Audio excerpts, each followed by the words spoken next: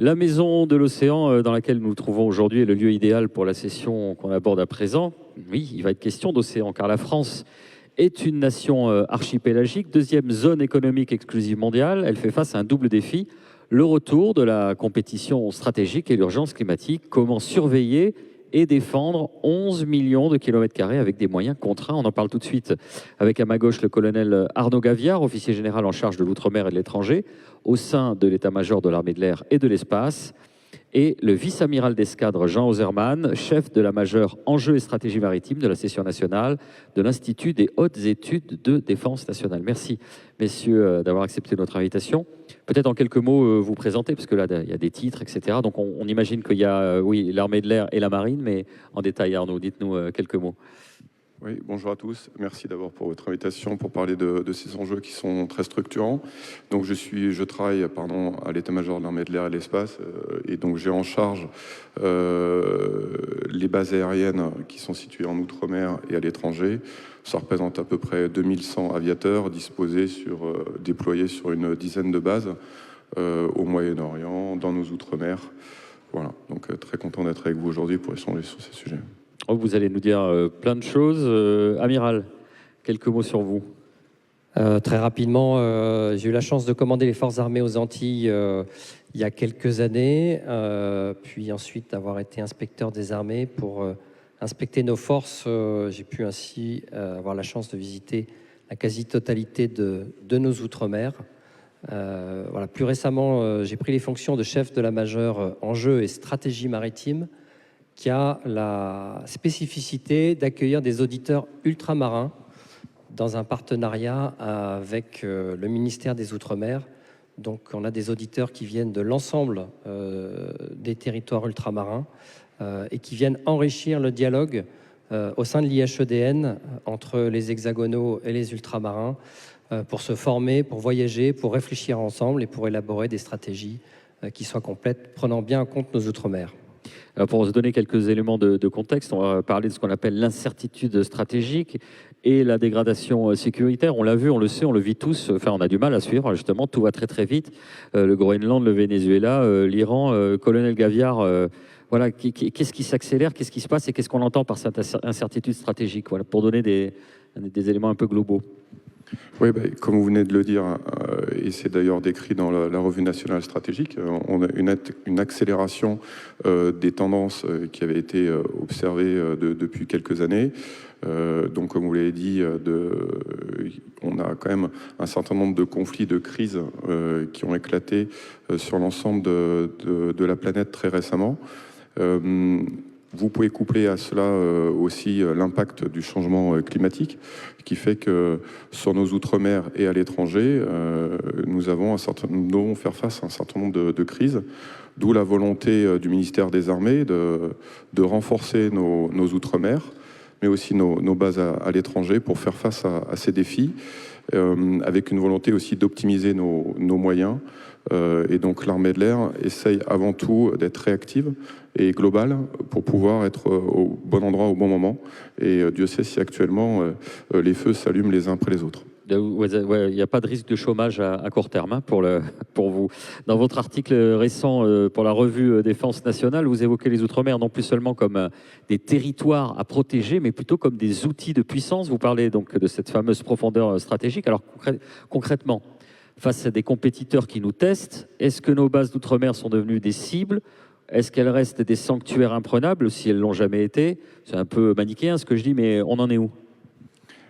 Alors, la première mission de l'armée de l'air et des armées, c'est quand même de défendre et de protéger ces populations. Donc ça reste au cœur de notre action, d'avoir une capacité autonome pour protéger les Français contre des catastrophes naturelles, comme ça s'est passé à Mayotte avec Chido, où on a déployé un certain nombre de moyens à 400M très rapidement, de vecteurs depuis La Réunion, mais aussi depuis Djibouti. Voilà, donc cette première mission d'appui aux populations, elle est extrêmement importante. On est aussi en appui des forces de sécurité intérieure lors de crises sécuritaires. Et puis, comme vous voulez le dire, on a aussi à faire face à des compétiteurs stratégiques qui n'hésitent pas à agir de manière hybride, un petit peu cachée, avec l'entrisme russe, par exemple, en Guyane, ou encore des actions d'influence chinoises dans le Pacifique, où ils essayent d'acquérir des assets ou des actifs stratégiques qui sont les points d'appui aériens, donc très concrètement les aéroports, ou les ports. Voilà, donc nous sommes extrêmement vigilants par rapport à tout ça. Et je crois qu'à chaque fois que les armées démontrent leur capacité à se projeter vite et loin, qu'elles démontrent leur capacité à faire des bascules d'efforts par rapport à certains sites les uns par rapport aux autres, eh bien, nous montrons à la fois notre détermination, notre engagement et notre capacité aussi à défendre nos intérêts et nos populations pour éviter justement d'être testés et que l'adversaire appuie là où ça fait mal. Amiral, vous l'avez dit dans votre présentation, vous avez commandé aux Antilles, une zone de friction par excellence entre les trafics, les luttes d'influence. On parle beaucoup de zones grises. Sur l'eau, à quoi ressemble cette compétition au quotidien? Est-ce que la souveraineté française est aujourd'hui contestée de manière plus agressive qu'il y a 10 ans? Alors non, je crois qu'on ne peut pas dire qu'elle est contestée de manière plus agressive. Elle est contestée, par exemple, en zone Guyane, où un certain nombre de pêcheurs viennent pêcher dans nos eaux d'une manière illégale. Voilà, c'est pas le fait d'organisation étatique, mais c'est plutôt le fait d'organisation que je qualifierais de criminelle. D'une certaine manière, notre souveraineté elle est un peu contestée également par les trafiquants de drogue.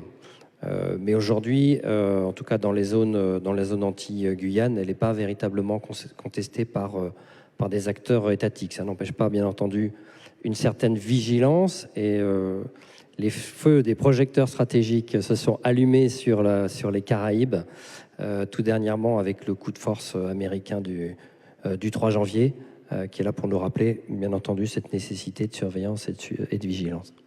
Oui, parce que quand les Américains agissent, le ciel est bloqué, tout le monde est un petit peu paralysé. Enfin, ça rajoute de la complexité, de l'incertitude. Alors, concrètement, sur cet exemple-là, comment la marine a fait, elle n'était pas forcément tenue en temps réel, informée en temps réel, comment ça se passe?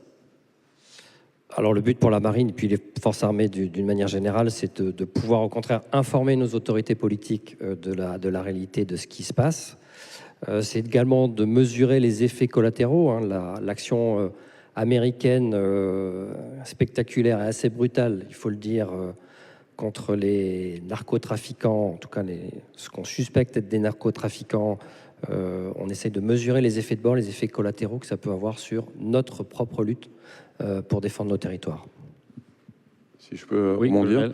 Oui, donc ce qui importe pour la France et pour les armées françaises, c'est la liberté d'action, le droit à la navigation, qu'elle soit maritime ou aérienne.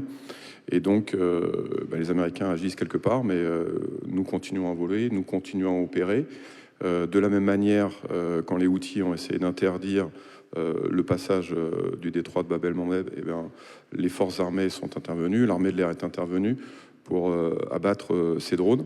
Voilà, donc la France est attachée au droit international, attachée à la liberté de navigation et de circulation.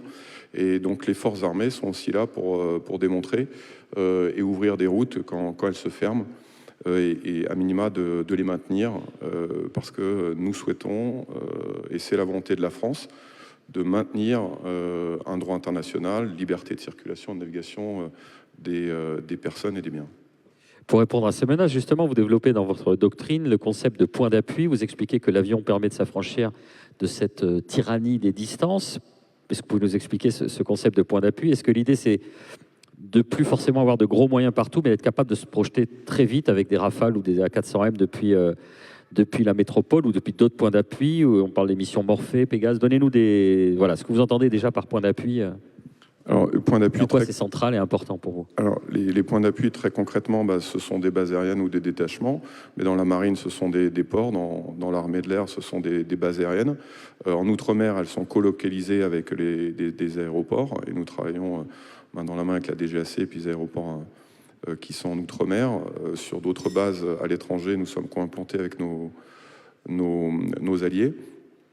Donc, parce que les avions opèrent depuis une base aérienne, et d'ailleurs pour opérer des avions, il faut des mécaniciens, il faut aussi des contrôleurs aériens, et tous ces gens-là participent aussi. D'ailleurs, durant Chido, les premières personnes à être intervenues, c'est des personnels du génie de l'air qui ont déblayé la piste. Ensuite, les avions se sont posés pour gérer la noria d'appareils qui amenaient du fret et des personnels. Il fallait des contrôleurs aériens, donc l'armée de l'air a disposé des contrôleurs aériens sur Mayotte pour gérer ces avions en toute sécurité. Voilà, donc les points d'appui sont d'abord des bases aériennes qui nous permettent de rayonner et de réaliser un certain nombre de missions. D'ailleurs, ces bases aériennes, souvent nous accueillons des appareils de la Marine nationale qui vont souvent faire des missions de surveillance maritime. Nous accueillons aussi des gendarmes qui vont, avec des hélicoptères par exemple, à La Réunion, intervenir pour aider des trailers qui seraient cassés une jambe dans la montagne, etc. Donc ce sont des points d'appui d'application de l'action interministérielle, mais aussi en interarmée. Pour répondre à votre question de la réactivité, la 400M, qui est un des vecteurs de l'armée de l'air, va à peu près 2 fois plus vite que son prédécesseur. Donc pour être plus concret, actuellement, entre, par exemple, phare, donc la Polynésie française et la Nouvelle-Calédonie, on mettait 12 heures avec le CASA. Demain, on mettra 6 heures. Donc c'est un peu l'arrivée du TGV Paris-Lyon.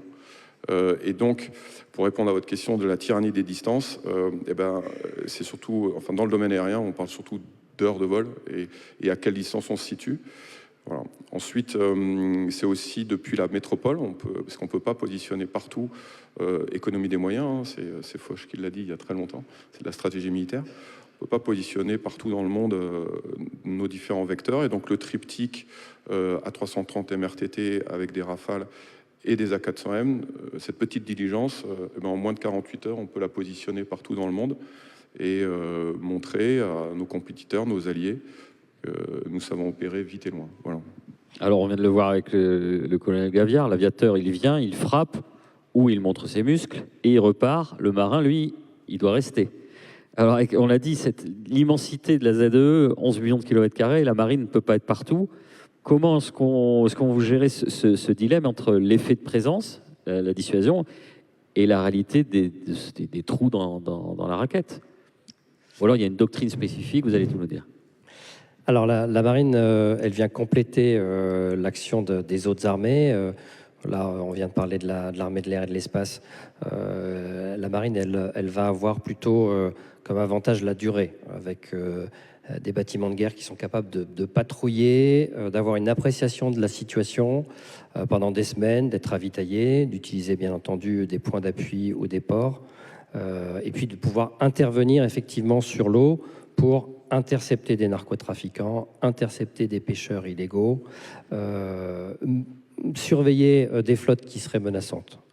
De la même manière, on a également des bâtiments de compas avec une technologie plus évoluée, un groupe aéronaval, les sous-marins nucléaires d'attaque qu'on peut déployer. Ça a été le cas de la mission Clémenceau, qui a vu le groupe aéronaval centré autour du porte-avions Charles de Gaulle aller jusque dans l'océan Indien et dans l'océan Pacifique, de manière à marquer la présence de la France. Encore une fois, avoir une appréciation de situation et marquer à la fois cette dissuasion et puis cette connaissance à la fois des partenaires et puis éventuellement des adversaires. Sur les 11 millions de kilomètres carrés, bien entendu, il serait illusoire de vouloir en permanence mesurer tout. Pour ça, il faut s'appuyer sur un certain nombre d'outils qui vont être complémentaires, c'est-à-dire les bateaux qui sont effectivement sur l'eau, qui sont dans le milieu, les moyens aériens, en particulier ceux de l'armée de l'air ou ceux de l'aéronautique navale, qui vont surveiller. Et puis il y a également l'outil spatial qui est extrêmement important. La surveillance des océans par l'espace, c'est un vrai levier qui est extrêmement important. Et enfin, et c'est un point qu'il faut encore beaucoup développer, même si on sait faire énormément de choses, c'est encore et toujours développer le renseignement, le partenaire qui va nous donner des renseignements avec lequel on va échanger, qu'il soit français d'une autre administration, la douane, la police, ou alors étranger, allié, avec lequel on va pouvoir augmenter notre connaissance et donc cibler mieux avec les peu de moyens qui nous sont donnés. Ouais, parce que c'est ça le problème. En fait, on dit 11 millions de kilomètres carrés, on a du mal à l'envisager, à l'imaginer, tellement c'est énorme. On se dit, est-ce que on peut l'entendre? Il y a des critiques de dire oui, bah, dans la zone Caraïbe, il y a 2 frégates qui se battent en duel. Comment on fait pour surveiller? C'est impossible. Vous l'avez dit, il y a un manque de moyens. Comment on s'organise pour être efficace au bon moment? On a vu qu'on pouvait agir plus rapidement qu'avant. Mais voilà, c'est ce réseau de renseignements qui vous permet d'être opérationnel. Comment on fait? Oui, c'est il y a ce tiraillement de partout, cette immensité. Voilà. Oui, l'immensité, on pourra, il faut la combattre effectivement. Le but, c'est d'être au bon moment, au bon endroit, avec les moyens qui nous sont donnés, qui seront de toute façon insuffisants, mais on pourrait doubler, quadrupler, peu importe. Je pense qu'on peut beaucoup encore améliorer l'efficacité en améliorant le renseignement. Il est déjà extrêmement efficace. La prise de cocaïne, par exemple, dans les Caraïbes, quand j'étais comme sup aux Antilles, on était depuis plusieurs années sur 4-5 tonnes annuelles. L'amélioration des techniques de renseignement, les échanges avec les partenaires, on est passé cette année à 28 tonnes. Ce qui augmente énormément l'efficacité, qui fait très mal aux trafiquants qu'on touche au portefeuille. Vous avez évoqué les aspects spatiaux, peut-être quelques perspectives, là aussi offertes par le spatial au niveau de l'armée de l'air et de l'espace? Oui, alors tout à fait. Donc plusieurs points sur le spatial. En fait, le maillage de nos outre-mer, c'est une richesse incommensurable pour le spatial à plusieurs titres. Tout le monde connaît le centre spatial guyanais qui est proche de l'équateur.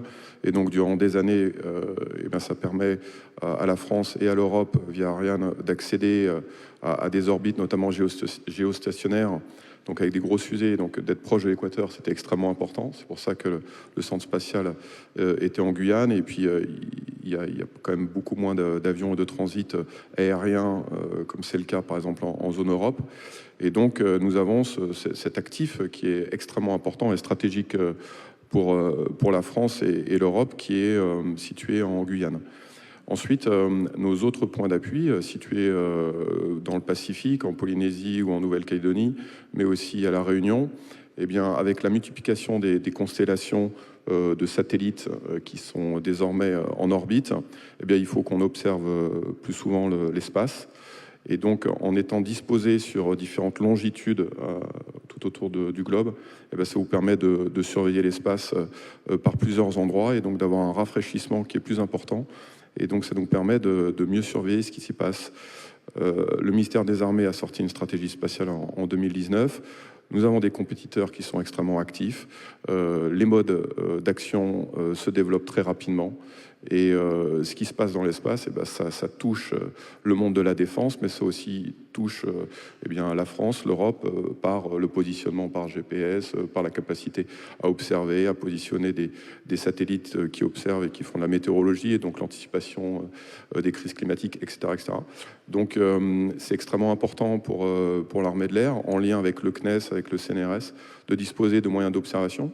Nous avons aussi décidé, au sein du ministère des Armées, à déployer des capacités d'action dans l'espace. Donc, ce sera réalisé d'ici la fin de la LPM. Et donc, pour agir dans l'espace, il faut des télécommandes qui se situent au sol et que donc, nous allons disposer au travers de la planète, comme c'est d'ailleurs déjà le cas pour les satellites Galileo qui sont pilotés depuis plusieurs endroits, depuis nos outre-mer. Nos partenaires viennent nous voir pour nous demander de travailler avec nous parce que nous avons cette chance unique de disposer de plusieurs points d'appui à la fois en longitude. Donc les Outre-mer présentent donc ces points d'appui et aussi l'expérience depuis longtemps. Oui, exactement. Donc en fait, c'est une vraie richesse. Et pourquoi on en fait bénéficier les autres alors? Je ne comprends pas. Pour la marine, ça date. Non, mais entre nous, la France, d'accord, mais Non, il y a beaucoup de partenariats dans le monde spatial et je pense que le CNRS et les CNES pourraient en parler. Et puis nous avons des alliés et j'espère qu'on en conservera encore de nombreux durant les prochaines années. C'est vrai que c'est assez émouvant en ce moment, attention. Voilà, c'est assez émouvant, mais il est quand même important de garder. Et cette coopération régionale, eh bien, elle amène aussi du renseignement, elle amène aussi une meilleure compréhension des enjeux, parce que nous avons des partenaires aussi régionaux avec lesquels nous devons travailler pour mieux comprendre à chaque fois ce qui se passe dans chaque zone, parce que forcément ce qui se passe en Polynésie est quand même relativement différent de ce qui peut se passer en Europe, mais aussi en Guyane ou ailleurs. Donc voilà, notre présence permanente dans ces différents endroits nous permet aussi de mieux comprendre, alors, je suis sorti du sujet spatial, permet de mieux comprendre l'environnement et le contexte immédiat. Voilà. C'est pas gênant. Amiral. Moi, je voulais rajouter aussi un domaine qu'on explore énormément, c'est celui de l'intelligence artificielle que l'on utilise pour sortir de toutes les données qu'on exploite, qui viennent du spatial, mais qui viennent de tous les systèmes d'information, qui nous permettent de détecter des comportements suspects, qui nous permettent de détecter un certain nombre de signaux faibles, qui après ça vont nous permettre, sur la mer ou en l'air, d'être au bon moment, au bon endroit. Après, on a vu, et là je vais faire un peu le poil à gratter, avec les frappes américaines sur les bateaux de présumés trafiquants. Est-ce que la France serait la même... Enfin, il y a des degrés de validation qui sont divers. J'ai l'impression qu'ils prennent beaucoup de raccourcis, les Américains, pour le dire avec une périphrase. Nous, on a d'autres types de garde-fous démocratiques? Alors oui, nous, on a d'autres pratiques. On a un certain nombre de techniques qui permettent de neutraliser la propulsion des bateaux. Bien entendu, tout ça est précédé d'un certain nombre de mesures d'avertissement qui permettent, dans la plupart des cas, que les narcotrafiquants, présumés à ce moment-là, s'arrêtent d'eux-mêmes et puis se livrent aux bateaux de la Marine nationale qui les a interceptés. Alors vous l'avez dit, la protection, donc c'est la lutte contre les trafics, drogue aux Antilles, pêche illégale en Guyane ou dans l'Indo-Pacifique. C'est une guerre de l'ombre permanente. Est-ce que vous avez le sentiment que les armées doivent de plus en plus jouer le rôle de police, finalement, face à ces narcotrafiquants qu'on évoquait, qui eux-mêmes disposent parfois de moyens qu'on pourrait presque qualifier de militaires? Alors non, ce sont des actions qui sont plutôt de l'ordre de la justice. C'est quelque chose qui est important de judiciariser. Ça permet d'abord effectivement de punir quand on peut le faire. Et donc il y a toute une procédure que l'on applique qui permet, dans la plupart des cas, quand c'est physiquement possible, de présenter à un juge un narcotrafiquant pour qu'il soit jugé. Ça permet également aux organismes de police, je pense en particulier à l'OFAST, de remonter des filières qui permettent de découvrir des plus gros bonnets et donc qui permettent également de démanteler un certain nombre de réseaux. Ça, c'est quelque chose qui est véritablement important. Mais sur cet aspect, là je l'entends et c'est tout à l'honneur de la doctrine française, mais des moyens quasi militaires, est-ce que vous êtes parfois surpris par ce qu'il y a en face de vous? On ne parle pas de bateaux de pêcheurs juste qui ont 4 moteurs et qui vont très vite. Parfois, c'est des équipements un peu plus sophistiqués. Il y a parfois des sous-marins.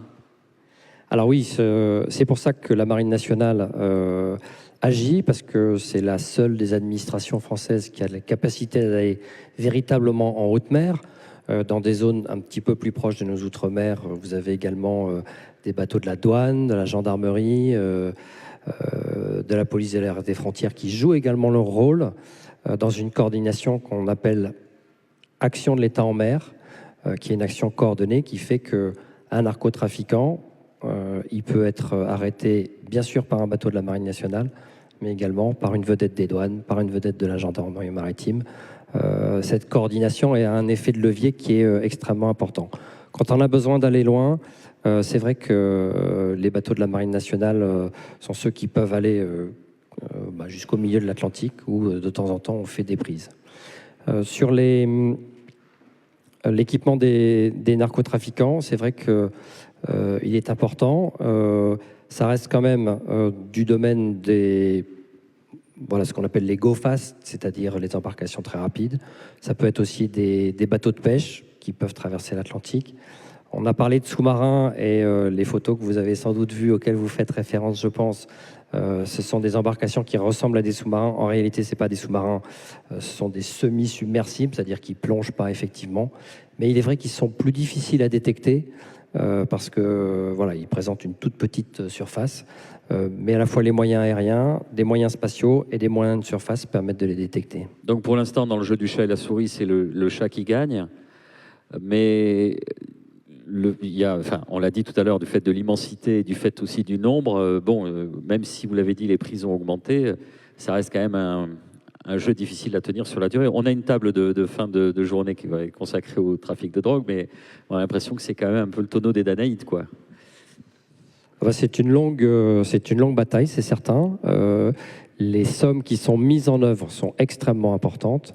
1 kilo de cocaïne s'est vendu sur le marché national 30 000 euros. Donc voilà, vous imaginez le business model qu'il y a derrière. Pour autant, le combat, il continue. La Marine nationale, comme l'armée de l'air, modernise ses moyens. Il y a des nouveaux patrouilleurs qui arrivent outre-mer, qui sont plus gros, plus rapides, plus efficaces, qui sont équipés de drones, également des nouveaux avions de patrouille maritime avec des capacités de détection accrues, des nouveaux hélicoptères, tout un plan qui est mis en œuvre avec beaucoup de détermination pour moderniser nos moyens et donc notre efficacité. On va revenir à l'air, oui. Oui, juste si vous permettez, sur l'emploi des forces armées sur des secteurs qui relèvent normalement plutôt des forces de sécurité intérieure. En fait, c'est un petit peu ce qu'on appelle ça l'ultima ratio, c'est quand on sent que les services de l'État sont un peu débordés. Comme l'a dit l'amiral, les armées vont intervenir. Elles ne sont pas primo-intervenants. On va venir appuyer les services de l'État pour réaliser leur mission. Ça peut être aussi du sauvetage, par exemple en mer, où avec un Caracal, nous avons des capacités qui sont dédiées aux forces spéciales. Alors on explique que c'est un hélicoptère... Oui, un hélicoptère génération plus récente. Plus moderne. Et donc, en fait, de temps en temps, on vient chercher l'armée parce qu'elle dispose de capacités qui ne sont pas que n'ont pas les autres services de l'État. Et par exemple, pour l'opération Harpie, avec l'armée de terre, des légionnaires, on va prêter main forte aux gendarmes parce qu'en face, les guerrilleros peuvent être extrêmement équipés. Donc, il y a un certain nombre de missions où l'armée va prêter, concourir sous l'action du préfet, supervision du préfet, qui recourt à des moyens des armées pour réaliser une mission précise. La modernisation des Outre-mer pour le ministère des Armées, durant la LPM, c'est quand même 13 milliards d'investissements pour la masse salariale, pour moderniser nos capteurs en Outre-mer. Voilà, donc il y a une véritable prise de conscience de la montée des crises, des enjeux qui sont pris en compte par les armées. Juste l'opération Harpie, c'est quoi ?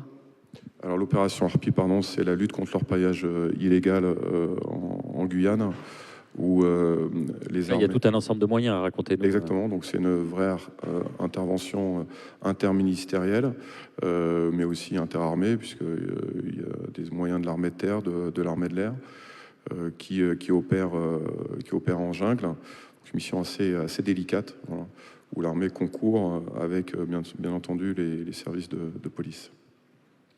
Alors, on a souvent opposé l'air et la marine pour des arbitrages budgétaires. Mais là, on travaille main dans la main. Si vous aviez une priorité capacitaire commune à demander pour les 5 prochaines années afin de garantir ce qu'on a appelé, nous, cette souveraineté des confins, voilà, quelle serait-elle? Des drones, plus de patrouilleurs, de la défense sol-air? Donnez-nous des pistes, puisque là, en plus, vous y réfléchissez, vous, amiral. Plus, c'est toujours mieux. C'est bien emmené. Je pense que l'effort principal, il est surtout sur l'amélioration des capacités de renseignement, qu'elles soient spatiales, basées sur l'intelligence artificielle, surtout basées sur la coopération avec les partenaires. C'est ça qui donne l'effet multiplicateur des forces, qui fait qu'on va utiliser ces forces avec la plus grande efficacité. Voilà. Avant de penser à davantage de forces, je pense que notre axe, ça doit être de toujours travailler le renseignement. On a fait d'énormes progrès. Il faut continuer là-dessus de manière à être de plus en plus efficace. Colonel ?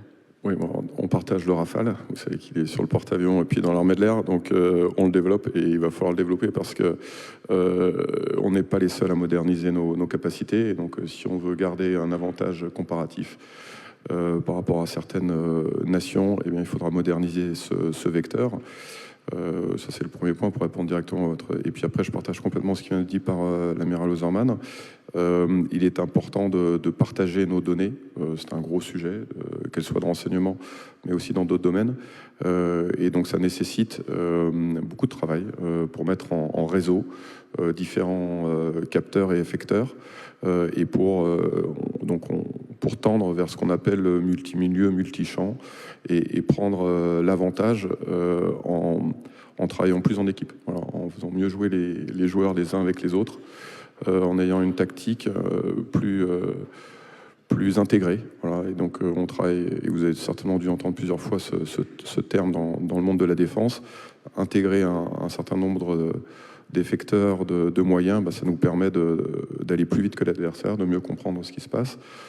Et puis aussi, tout simplement, lors de certaines opérations, que je vous l'ai dit tout à l'heure, les contrôleurs aériens, c'est des gens qui vont organiser les choses. Voilà. Donc dans l'armée, on aime bien l'organisation et le partage. Il semblerait. J'ai une question subsidiaire, colonel. Les Français ultramarins, il y en a beaucoup dans l'armée? Ils sont bien représentés? Oui, alors nous recrutons beaucoup en Outre-mer. Et depuis longtemps, Roland Garros est un des premiers pilotes de chasse qui a traversé la Méditerranée. Alors il est plus connu pour le tennis, mais durant la Grande Guerre, il s'était illustré. Il vient de la Réunion. Il y a toujours eu de très bonnes relations. On en parlait avec l'amiral tout à l'heure. On a un excellent relationnel. Il y a une appétence particulière exactement. Français d'outre-mer pour... Non seulement il y a beaucoup de nos camarades d'outre-mer qui sont dans l'armée de l'air et dans les armées, on a aussi pas mal de militaires qui vont en outre-mer. Et donc ça renforce la cohésion nationale. On a aussi beaucoup de jeunes, on a les escadrières jeunesse, on a les formations militaires initiales. Il y a le service national qui est en train de se lancer. Voilà, donc il y a une très forte coopération et je salue tous mes camarades aviateurs qui viennent des outre-mer. Merci à tous les deux, on vous applaudit bien fort. Merci pour votre contribution. Et on va en profiter, c'est vrai que quand on est assis, c'est encore plus difficile, on va passer. Alors je vous vois, vous êtes là et là, on a le micro à vous faire passer ici pour les questions du public. On vous écoute, monsieur. Merci pour cette intervention. Donc j'avais une question assez simple. Donc puisqu'on parle d'outre-mer et pour nourrir ma curiosité, donc ça c'est dans le même sens. Ma question va dans votre sens. Donc j'aimerais savoir est-ce qu'il y a des colonels et des amiraux au sein des outre-mer? C'est ça ma question. Alors vous voulez dire issu issu des outre-mer, pardon, ouais. Originaire des Outre-mer. Originaire de l'Outre-mer, pardon, excusez-moi. Ouais. Oui, bien entendu, il y en a. Moi, j'en connais un, c'est le général Jean-Marc Vigilant qui vient de Martinique, voilà, qui est un très bon camarade, général de l'armée de l'air. Et pilote de chasse émérite, ouais, ça. Hein. Oui, c'est ça, il était pilote. Oui. Il était assez cire, non? Il était pas assez cire, non, monsieur? Non, il est passé par l'école de l'air. Il y en a qu'un. Je sais pour vous citer un exemple, mais oui, bien sûr. Merci. Bien entendu, ils existent. On vous passe le micro. Moi, je m'interroge sur le problème de la souveraineté, quand parfois on ouvre des brèches volontairement. Je m'explique. Je pense au déploiement du réseau Starlink dans les territoires français d'Antarctique et Austro. Et c'est le seul réseau. Ces territoires ne sont pas habités, donc c'est quelque chose qui est directement mis en place par la France sur ces territoires. Ce sont des territoires isolés d'une importance stratégique.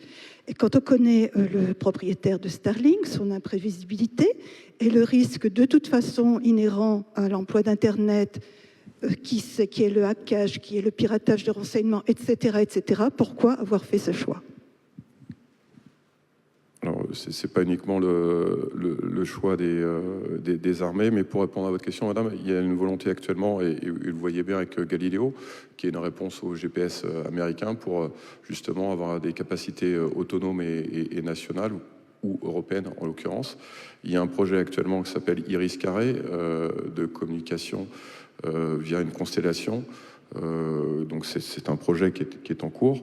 Donc on n'avance peut-être pas assez vite au sein de l'État français, en tout cas, et de l'Europe, mais en tout cas ce sujet est en cours et vous avez raison de pointer du doigt ce besoin d'autonomie stratégique et le spatial en recouvre beaucoup, parce que si demain nous n'avons plus de communication satellitaire ou de positionnement par GPS, les choses vont se dégrader vite et fort. Donc vous avez raison de pointer du doigt ce sujet qui est pris en compte et qui est en cours. Voilà. Une autre question? Oui, on vous apporte un micro, monsieur. Oui, bonjour. Je voudrais revenir à la zone Pacifique. On dit parfois que l'histoire est un éternel recommencement et il faut se souvenir qu'après la Première Guerre mondiale, les Japonais ont reçu donc en gestion les anciennes colonies allemandes. Et aujourd'hui, on assiste, ils se sont installés donc dans le Pacifique. Et puis aujourd'hui, on assiste à presque une répétition, c'est-à-dire que les Japonais sont devenus Chinois, et les Chinois donc ont conclu des accords de pêche au Vanuatu, à Samoa, au Kiribati, et puis récemment aux îles Cook, à 45 minutes de vol de Papeete. Ma question, c'est du point de vue stratégique, quelle importance apportez-vous à ce phénomène ? Alors, je pense que vous faites référence à ce qu'on appelle un peu la guerre hybride, une approche indirecte. Les armées font partie de la réponse à ce type d'approche. Bien entendu, c'est l'ensemble de l'État qui doit, s'il le souhaite, répondre à ce type de manœuvre d'influence, qu'elle soit économique, qu'elle soit dans le domaine des réseaux sociaux, qu'elle soit dans le domaine de la peut-être prise de contrôle de ports ou aussi de manifestations de force par des forces navales ou aériennes ou bien éventuellement des sabotages. Voilà, c'est tout ce qu'on appelle les actions hybrides. Bien entendu, les armées elles vont plutôt répondre aux deux dernières actions que je viens de citer. Dans les premières actions et celles que vous venez de citer, voilà, c'est plutôt la diplomatie, les cercles économiques, la machine étatique d'une manière générale qui va y répondre, mais qui, bien entendu, est prise en compte et c'est une préoccupation extrêmement importante pour l'ensemble de l'État, ministère des Outre-mer en premier lieu. Monsieur Auffon, on va prendre la dernière question, on vous écoute. Oui, merci. J'aimerais revenir aux Caraïbes, et notamment donc, la lutte contre le narcotrafic. Malheureusement, notre région est située entre les pays producteurs et consommateurs, donc on sera toujours sujet de ces narcotrafiquants, malheureusement, et on va continuer à une chasse au chat, à la souris, sauf si on arrive à coordonner nos actions avec nos confrères de l'OTAN. J'aimerais savoir de la part du colonel et vice-amiral s'il y a des collaborations effectives dans notre région avec la marine néerlandaise, britannique et bien sûr nos amis américains, s'il vous plaît. Avec tout le sel de nos amis américains. Je vais prendre la question puisque j'ai pratiqué ce sport pendant 4 ans. Oui, bien entendu, la coopération, elle est extrêmement importante avec tous nos amis, en tout cas ceux avec lesquels on a un intérêt commun à coopérer. Les Américains sont extrêmement présents. Il y a une agence, une task force interagence qui est citée à Key West, avec lequel il y a beaucoup de coopération et des échanges de renseignements. Avec les Néerlandais, la coopération est extrêmement importante aussi, puisqu'on partage la même île, Saint-Martin, et on a des forces et des vulnérabilités qui sont à peu près du même stade. Les Britanniques sont un petit peu moins présents, mais ils agissent et on agit en coopération avec eux. Ceux qui sont également présents, auxquels on ne penserait pas peut-être d'un premier abord, ce sont les Canadiens.